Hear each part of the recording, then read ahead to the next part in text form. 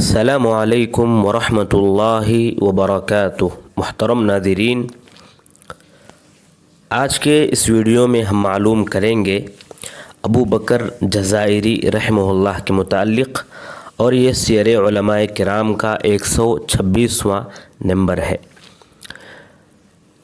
ان کا مکمل نام ہے ابو بکر جابر بن موسیٰ الجزائری۔ ان کا نام ہی ابو بکر ہے۔ قبیلہ بنی ہلال سے ہیں آپ، جو عربی قبائل میں سے ایک قبیلہ ہے۔ یہ قبیلہ عرب سے نکل کر افریقہ میں سکونت اختیار کر لیا تھا۔ آپ لیواہ نامی گاؤں میں پیدا ہوئے 1340 پر 2 ہجری یعنی 1921 کو۔ آپ کے پیدائش کے بعد جس سال آپ پیدا ہوئے اسی سال آپ کے والد صاحب وفات پا گئے۔ اس طرح آپ اپنے امی کے زیر تربیت رہنے لگے تھے۔ آپ کے آبا و اجداد حفاظ تھے۔ ایک سلسلہ چل رہا تھا کہ حافظ ہو جایا کرتے تھے، تو اسی دیندار ماحول میں آپ کی تربیت ہوئی۔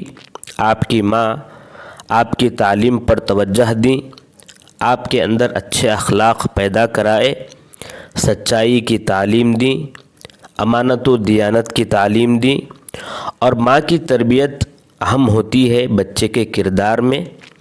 اس طرح آپ اپنے قریے ہی میں حفظ مکمل کیے تھے، وہیں اپنے قریے میں امامت بھی کیے، قراءات، کتابت، ان تمام چیزوں کو حاصل بھی کیا۔ ان کے گاؤں کے قریب بسکرہ نامی ایک جگہ تھی، وہاں معلوم ہوا کہ ایک شیخ ہیں جن کا نام عیسیٰ ہے، اور وہ نحو فقہ پڑھاتے ہیں۔ ان کے پاس آپ آجرومیہ، منظومہ ابن عاشر جو فقہ مالکی میں ہے، اور مصطلح الحدیث، ان تمام کتابوں کے علاوہ اور بھی دیگر کتابیں آپ پڑھے۔ آپ کے دیگر مشائخ بھی وہاں پر ہوئے، نعیم نعیمی، اسی طرح طیب العقبی، اور طیب عقبی کو آپ لازم پکڑے تھے۔ ان سے بہت زیادہ حاصل کیا آپ نے، کیونکہ وہ طیب عقبی مسجد نبوی میں مشائخ سے عقیدہ سلفیہ حاصل کیے ہوئے تھے، اسی لیے آپ ان کو لازم پکڑے تھے۔ اور عقیدہ جو ہے انسان کے لیے لازم ہوتا ہے۔ آدمی چاہے کتنے بھی علوم میں ماہر کیوں نہ ہو جائے، اگر عقیدہ صاف نہیں، صحیح نہیں، تو پھر کیا فائدہ۔ اسی لیے آپ ان کو لازم پکڑے تھے، کیونکہ آپ سلفی عقیدے کے تھے۔ دیگر علوم کو حاصل کرنے کے بعد آپ جزائر گئے، وہاں جمعیت علماء میں کام کیے، جو عقیدہ سلفیہ کو مضبوط کرنے اور بدعات کا قلع قمع کرنے کے مشغول تھا۔ ان کے ساتھ آپ بھی کام کرنے لگے، یعنی جمعیت علماء میں آپ بھی کام کرنے لگے۔ ایک مجلہ بھی آپ جاری کیے الداعی واللواء کے نام سے، وہ خود اس میں لکھتے تھے اور اس کو تقسیم کرتے تھے۔ 1372 کو آپ مکہ گئے حج اور عمرہ کے غرض سے، لیکن حج اور عمرہ کر کے واپس آنے کا ارادہ تھا آپ کا، لیکن آپ کے دوست و احباب جو مدینے میں مقیم تھے، انہوں نے کہا کہ آپ یہیں رہ جائیے، اچھا ہے۔ اور خاص کر آپ کے چاچا جو تھے عیسیٰ نام کے، ان سے آپ بہت زیادہ متاثر ہوئے، کیونکہ وہ صرف اور صرف مدینے میں وفات پانے کے لیے وہاں کے ہو کے رہ گئے تھے، وہیں پر اقامت اختیار کر لیے تھے۔ تو آپ بہت متاثر ہوئے کہ اس مبارک سرزمین پر رہنے کے لوگ کتنے خواہاں ہیں، اور آپ بھی وہاں رہنے لگے اور رہنے کا ٹھان لیا۔ وہاں کے علماء جو تھے شیخ عمر بری، شیخ محمد حافظ، شیخ محمد خیال و شیخ محمد عبدالعزیز بن صالح، ان سے آپ علم حاصل کیے، اور 1374 کو آپ کو مسجد نبوی میں پڑھانے کی اجازت بھی مل گئی الحمدللہ۔ آپ کی خدمت جو عملی طور پر ہے، عملی سطح پر ہے، وہ کیا کیا ہے، آئیے وہ نمبر کے حساب سے مختصر طور پر معلوم کرتے ہیں۔ نمبر 1، آپ مدرسہ محمدیہ میں تدریسی خدمات انجام دیتے رہے۔ نمبر 2، آپ مدرسہ سلفیہ میں تدریسی خدمات انجام دیتے رہے۔ نمبر 3، دارالحدیث مدینہ میں آپ تدریسی خدمات انجام دیتے رہے۔ نمبر 4، جامعہ اسلامیہ مدینہ منورہ کی قیام میں جو لوگ محنت کیے ہیں، ان میں آپ کا نام بھی ہے، اور جامعہ اسلامیہ مدینہ منورہ میں جو پہلے اساتذہ مقرر ہوئے تھے ان میں آپ بھی ہیں۔ نمبر 5، رابطہ عالم اسلامی کے لیے بھی آپ کی کوششیں رہی ہیں۔ تو یہ آپ کی چند جو ہے خدمات ہیں۔ آپ کے اندر ایک ممتاز صفت یہ تھی کہ آپ عقیدہ صافی رکھتے تھے اور ان کے افکار اصلاحی تھے۔ آپ ایک مرتبہ مسجد نبوی میں عصر کی نماز کی امامت بھی کرائے تھے۔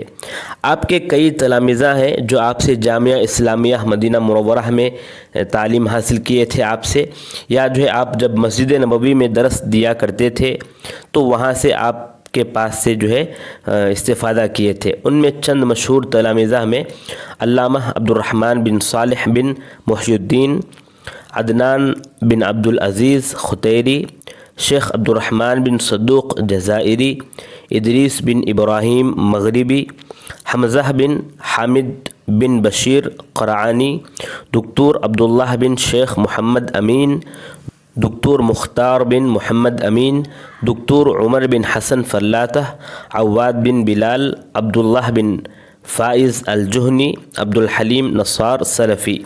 یہ آپ کے مشہور تلامذہ ہیں۔ اب آئیے آپ کی صفات کے بارے میں چند سطور، چند باتیں معلوم کرتے ہیں۔ آپ نرم تھے، رفیق تھے، لباس کے اعتبار سے، سکونت کے اعتبار سے، سواری کے اعتبار سے، کھانے پینے کے اعتبار سے آپ متواضع تھے۔ حتیٰ کہ چھوٹے ہوں، بڑے ہوں، غریب ہوں، مالدار ہوں، سب کے سامنے تواضع سے آپ کام لیتے تھے۔ داعی تھے، دعوت میں اپنی زندگی کو صرف کر دیے تھے۔ اتنے رقیق تھے کہ آپ زندگی میں کبھی بھی اپنے ہاتھ سے جانور ذبح نہیں کیے تھے۔ زندگی میں کبھی بھی آپ قرض نہیں لیے تھے، صابر تھے، خاشع تھے۔ مسجد نبوی میں آپ نمازوں کو ادا کرتے تھے۔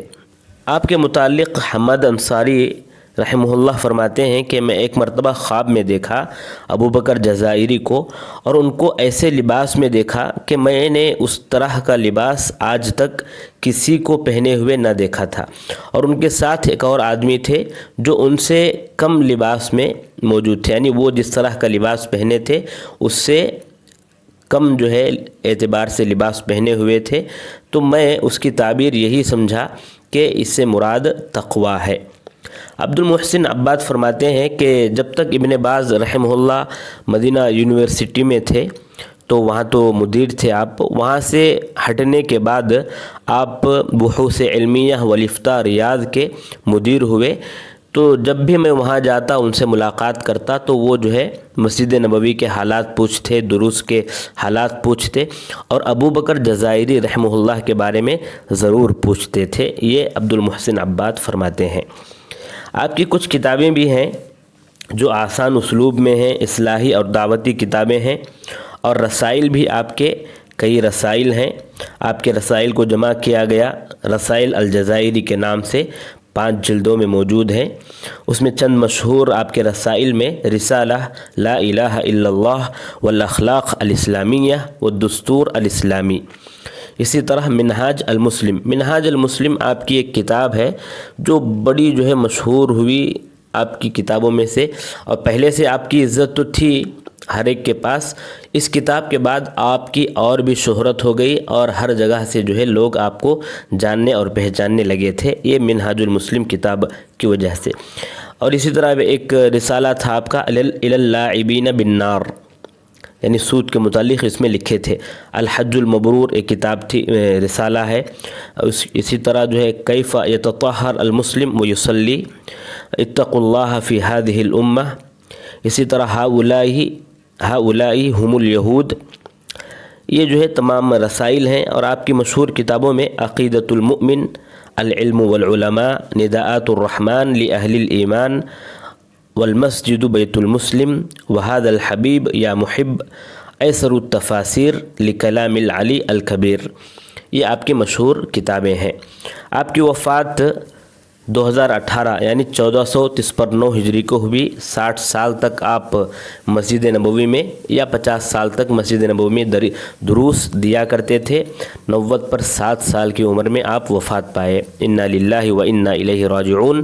اللہ تبارک و تعالی آپ کی خدمات کو قبول فرمائے اور آپ کو جنت الفردوس میں اعلیٰ مقام عطا فرمائے، آمین یا رب العالمین۔